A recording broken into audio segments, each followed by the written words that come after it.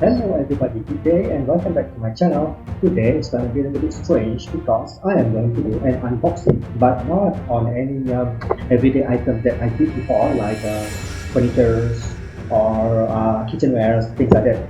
Anyway, when I talk about kitchenware, I think this one has something to do with kitchenware. Yeah, okay, let me tell you a story. So, we went to an occasion, right, where I was alone as usual, and I was surrounded by relatives from my wife's side. Okay, so we have to spend a night there. So during the night, I was alone because of course their relatives are joking and laughing and chit chatting with each other while I'm alone there trying to mix around. But I don't mix well with people. Not It's not that I don't like them, but an introvert is like an introvert, right? So some children, around maybe or six of them, like cousins, about 8 or 7 or 9 years old, right? They were playing with each other and then making noise. So I thought like, hey, this would be a good time to take out my balloons and start making twist them and giving it away to keep them occupied and for me to until the bedtime comes would be interesting for me too, right? So I did balloons. Okay, I think I've told the story for too long. To cut short, I've made the children happy. So this somehow has attracted attention from the parents, you see, and then they were also impressed with my balloon twist. And in the end, I'm making balloons for everybody. So, right, the night is over, we went to bed, and the next morning, the children came back to me before they took their showers, and then they asked me for more balloons because I guess obviously when they sleep at night, they were thinking about tomorrow I'm going to ask from Leo something else, a new balloon sculpture, right? So in the morning, I was like waking up, and they asked for strange things like rockets, cars, jet planes, helicopters. So I did that. I just gave it to them, right? And then, right before their parents called them up to take their shower, one of the fathers came to me. All right, his name is Indra, right, and he is from Bukit Sagu, Pahang. And the day before, he brought over several knives, which is handmade by him. Of course, he has a lot of machineries and equipment to fabricate knives. He's a professional knife maker, right?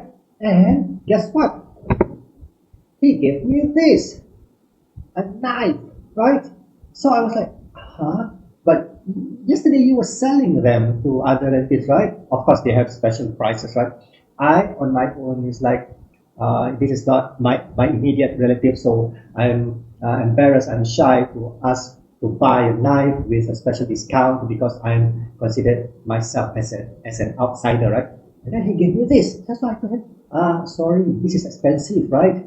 He told me that this is for remembrance, right? For the memories. So he gave this to me while the others have to buy it. So I got this for free, probably because I made his granddaughters, and grandsons happy the night and the morning. So I got this. Woo! So frankly, honestly, I love knives, but until now, I do not know why I didn't buy one that I like. It's just like if I go to a supermarket and I saw a good design of a knife, kitchen knife, Rambo knife, things like so. I don't feel like buying them because I don't know. I do not have a reason for it yet. Anyway, back to the story. Today I'm going to unbox this really special knife that has been given to me by Indra of Bukit Sagu.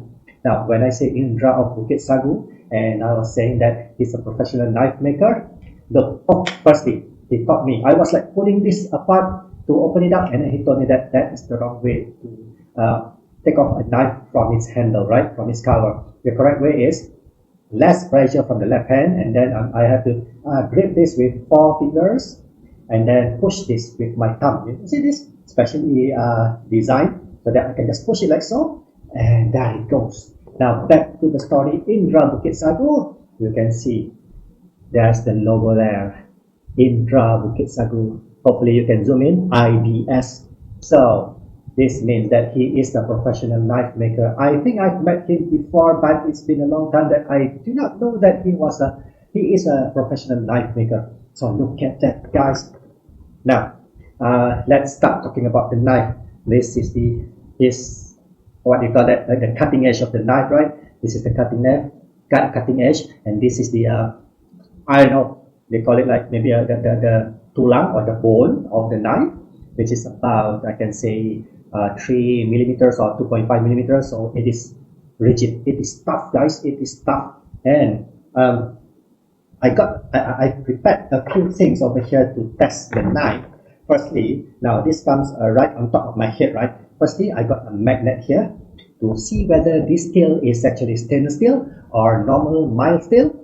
Because I do not know why knife makers tend to use mild steel of high quality to make knives and not stainless steel, which is not going to be rusted, right?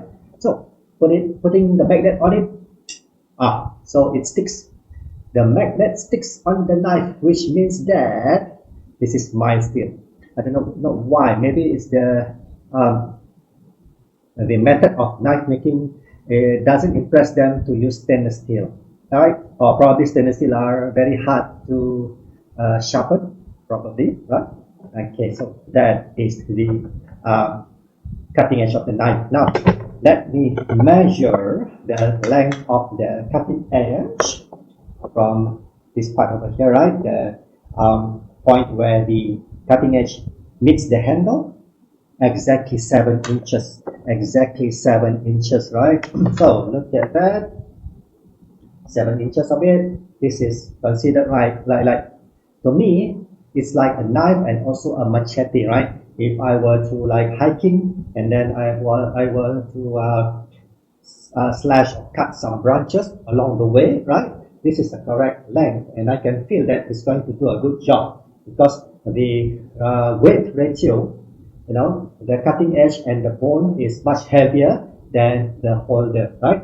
And talking about the holder, I'm not sure. Okay, it's supposed to be handmade, everything, right? So this part over here, if you can hear that, it sounds like wood, right? It's supposed to be wood, because if it is plastic, I know that it's not going to sound like so.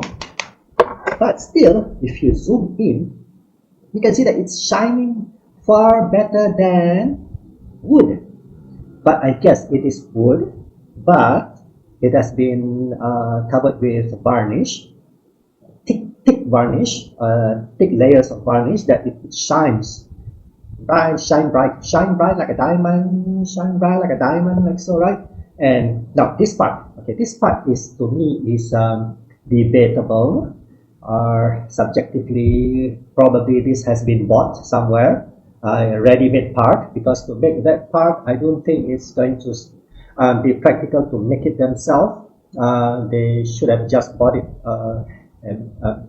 in existence, like it's already being made, so that they won't waste much time fabricating this, right?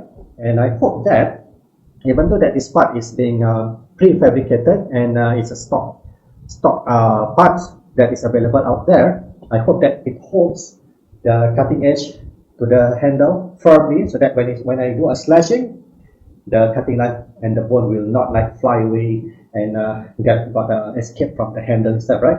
Yeah. So okay, the length of the holder from the end until this part, that the points that meet the cutting edge, is 4 3/4 inch. 4 3/4 inch. All right.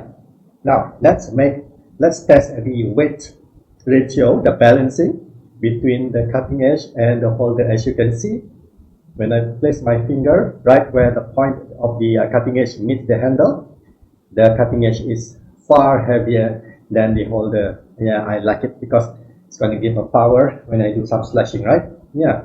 And the design of it, okay, let's talk about the design of it, right? Now, this could not be made to be used in a kitchen, right? It is not a kitchen knife, because kitchen knife, every time I buy, the cutting edge is here on top. I mean, the cutting edge is the straight part, and the bone will be the curved side. It's like that to cut vegetables or fruits in the kitchen, right? But this one is totally the opposite of that. No, the bone side is straight while the cutting edge is curved, and the handle really looks like it is not a kitchenware, right?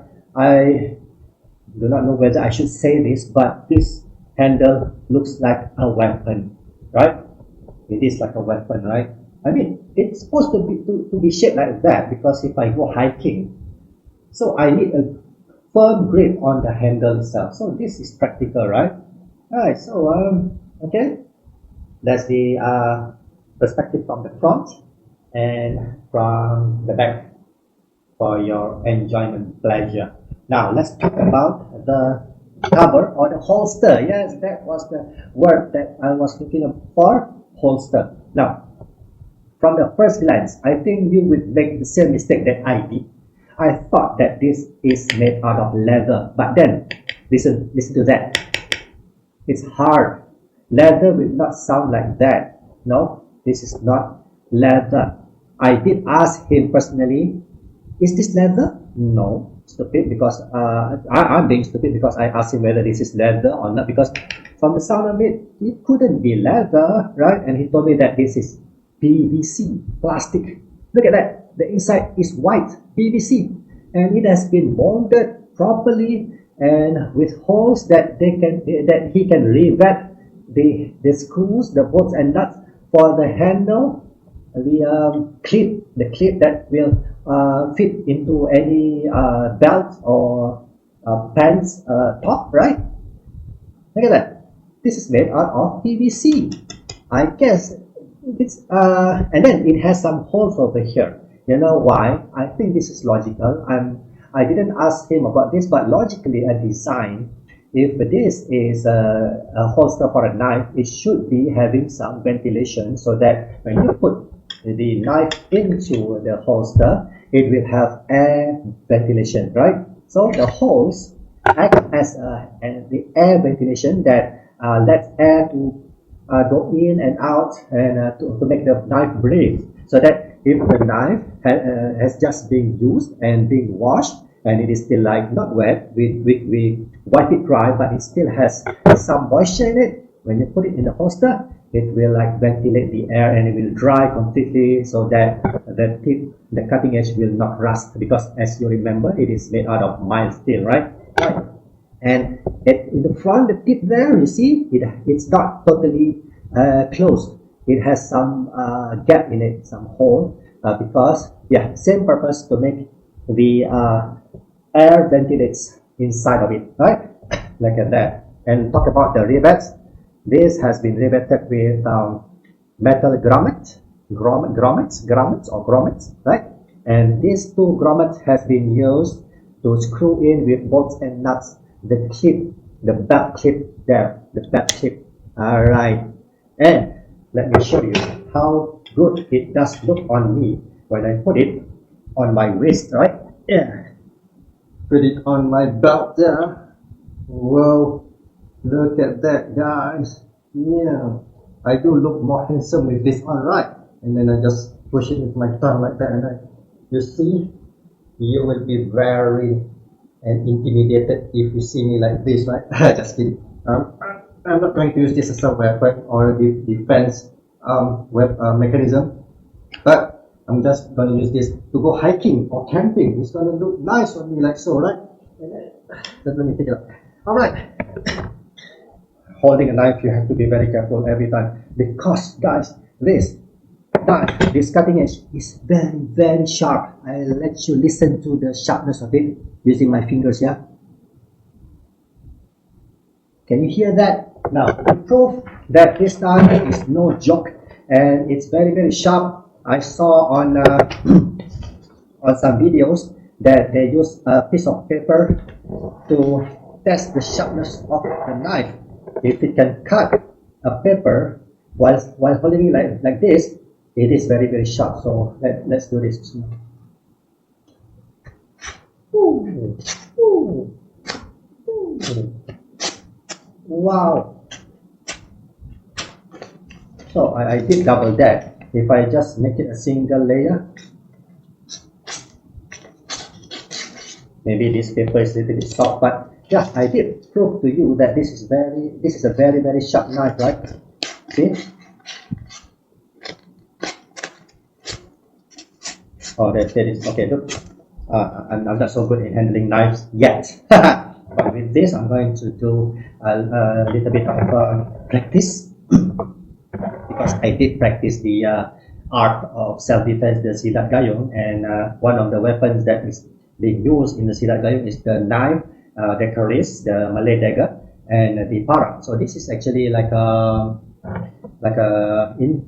fusion of both a knife, a dagger, and a machete, a parang, right? Okay, now I did also prepare.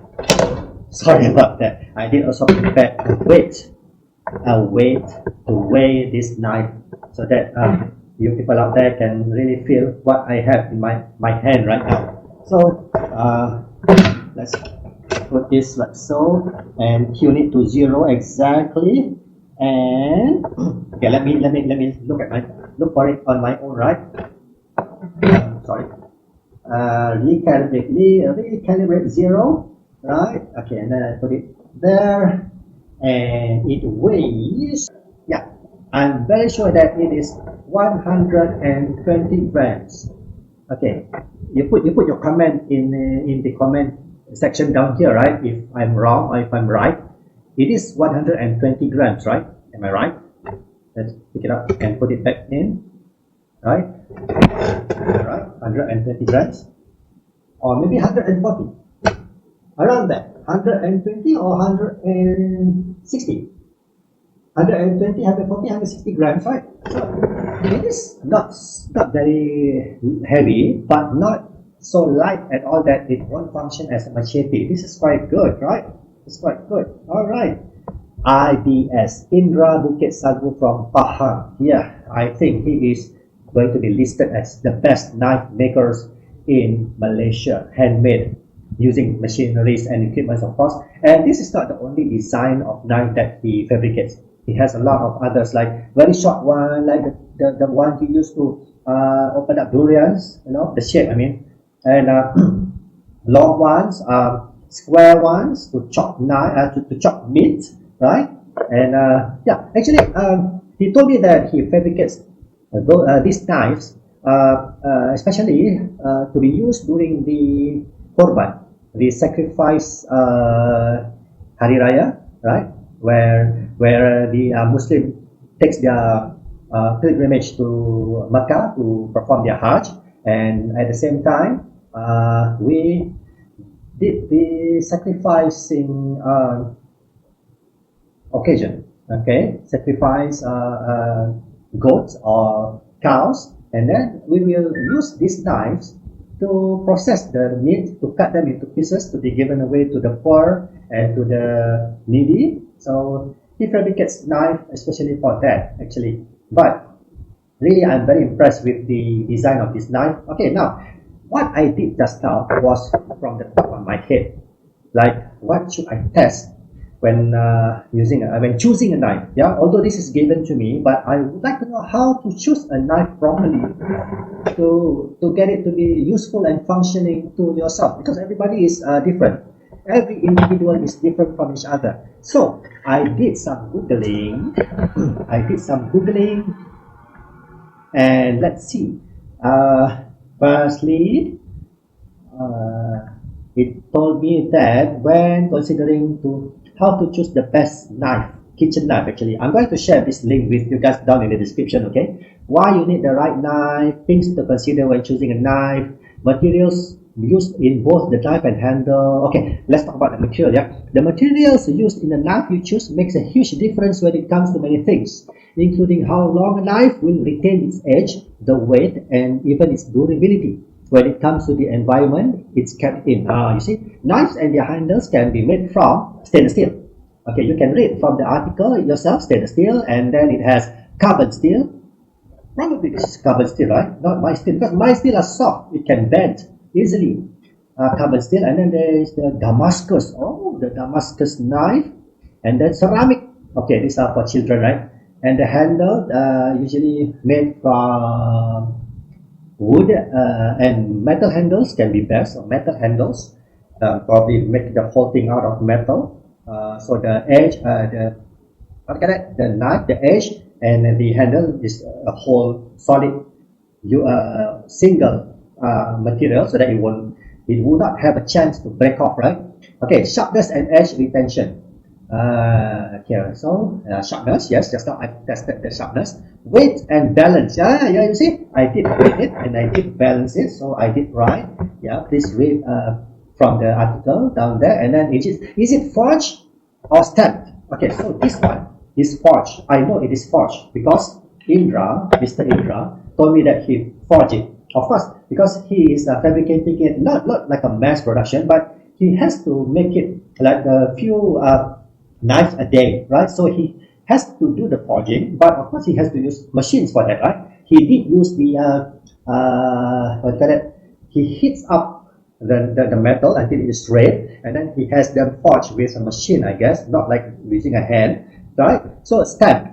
Okay, what it means from stamp here, if I could be right, is that you put it under a stamper, a cutter, and then from a square piece of metal, the whole thing boom, with the cutter, and then it comes out the shape of this, and then you just straight away sharpen it, right? But what I know about knives, I know something about knives is that when you do the forging, it is going to be extra strong, and it will retain the sharpness of the edge far better when it is stamped, because it would not be easily chip away. When you do stamp, when you use the stamping method, it will chip away very easily. So this one is forged, so I have confidence in this better than the mass-produced knife out there. So required care. I see, required care. The holes for the ventilation. All right. If you had to choose one, okay. Okay, that's it. That's about it. I think I've covered everything. Yeah, using the weight, the measuring tape, and the small piece of magnet. So there you are. I am successful. I was being successful in testing this knife while unboxing it, right? Oh, wow. Okay, so this is also handmade using black PVC.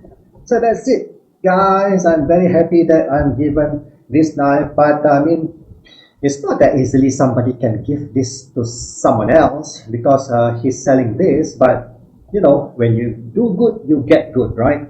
So they give me this. Actually, the night before, my wife told me, when I told her that Mr. Indra gave this to me, then she told me that last night, the night before that, the wife of Mr. Indra asked her whether does your hubby loves knives? And my wife told her that yes, he does love knives, and that's it. That is the only question that they asked my wife. So I guess when they asked her whether I love knives or not, because they want to give me this, because I did not give them any signs that I love knives on the night before. So the thing is, if you make others happy, life will make you happy as well in return. You will never know what will come out of your good deed that actually wasn't expecting any return, right? There it is. Indra Bukit Sagu knife maker. Thank you, Mr. Indra, if you are watching this.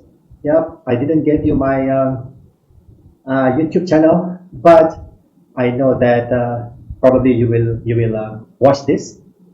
I don't know, probably. So, right. Thank you, Mr. Indra, for this. And for you guys, if you happen to be in Pahang and you happen to pass by Bukit Sagu, ask for Indra Bukit Sagu, among the best knife makers in Malaysia. And for that, thank you for listening to my very long vlog today. And I'm very happy again, just to tell you how happy I am to get this.